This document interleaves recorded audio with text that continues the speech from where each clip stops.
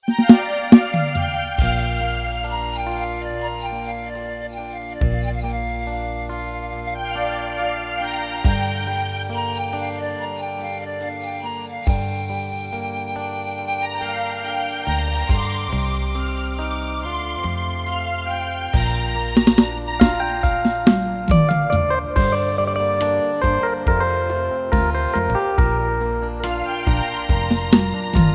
ากไปคิดฮอดบอกหายน้องสาวจุ่มสัง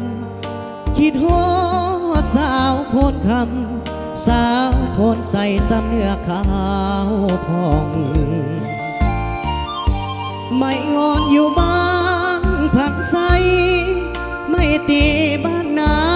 ทองจอหน้าทองสาวงามแก้มมอง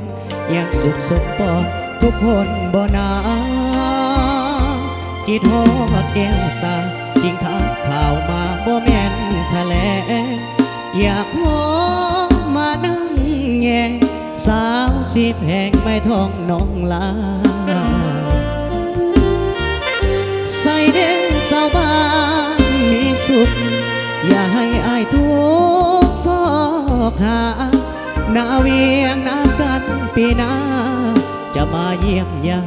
แวะกินข้าวนำบ้านนาเลี้ยวอยู่สูงทรงเลี้ยงผักน้ำซ้ำเห็นสาวลงอาบน้ำใต้ผ้าสีขาวยามบ่าจอดทรงลุยข้างน้ำซ้ำน้องยังเดียดน้ำใส่อายสาวถาดเมืองปะโขงมาใส่อย่าลืมเบอร์อายน้องสาวหัวพันบทจากน้องไปเอิ้นสักขวัญใจขอลาก่อนนะบ่โดนอายจะกลับมานาสกางอย่าลืมคำมันสาวนาน้องบัวขับโมน้องขับส่งอายคืนนั้นถึงแม่ลายปีพ้นผ่านสำเนียงน้องนาอายยังบ่ลืม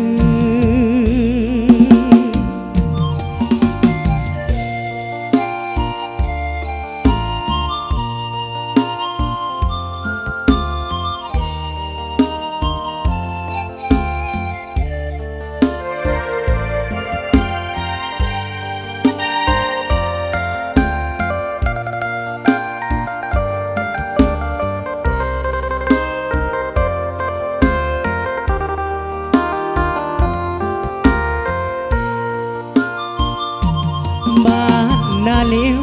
อยู่สูงทรงเลี้ยงผังน้ำซ้ำเห็นสาวลงอาบน้ำใต้ผ้าสีขาวยามบ่ายจอดทรงลุยข้างน้ำซ้ำน้องยังนิดนาใส่อายสาวถาดเมืองปะโขงมาใส่อย่าลืมเบอร์อายน้องสาวหัวพันจากน้องไปเอิ้นสักขวัญใจขอลาก่อนนะบ่โดนอายจะกลับมานาสกางอย่าลืมคำมันสาวนาน้องบัวขับโมน้องขับส่งอายคืนนั้นถึงแม่ลายปีพ้นผ่านสำเนียงน้องนาอายยังบ่ลืม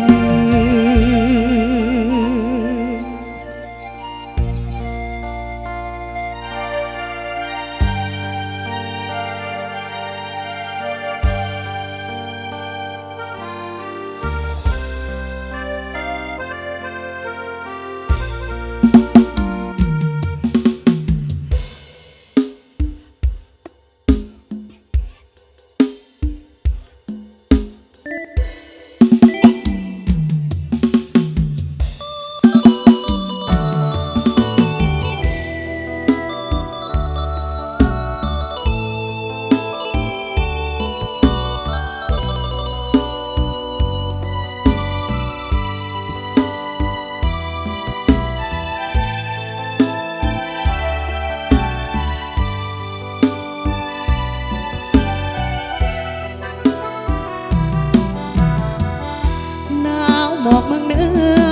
สาวเมืองใต้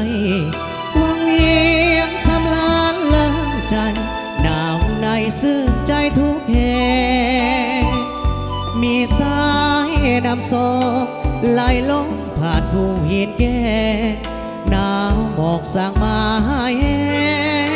แขกใจขาดคู่แนบอิงข้า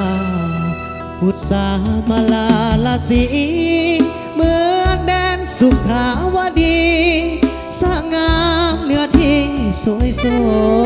ดส่วนใจข้าควันหาพาใจนิยมธรรมศาสตร์งามสมสุดแสนซื่นสมปานแดนสว่างหนาวหมอกอายทนบนเขาอยู่เจออาศัยทินทางสะเลบอกเคยหวันไหวหนาวนั้น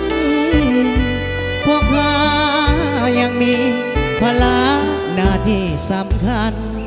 หนาวหมอกเหนือจับปากการชีวิตทหารต้องทน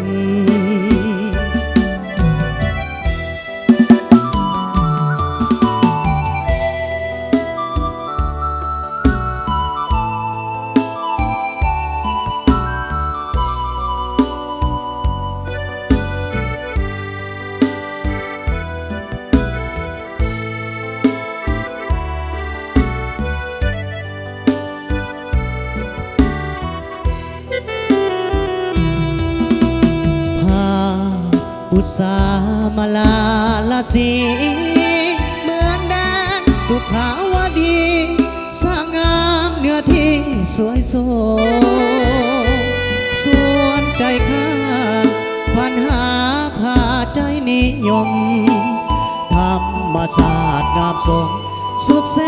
นซื่นสมบานแดนสว่างหนาวหมอกอายทนบนเขาอยู่เจออาศัยทิ้งทางสะเลอบอกเคยหวันไหวหนาวนั้นพวกข้า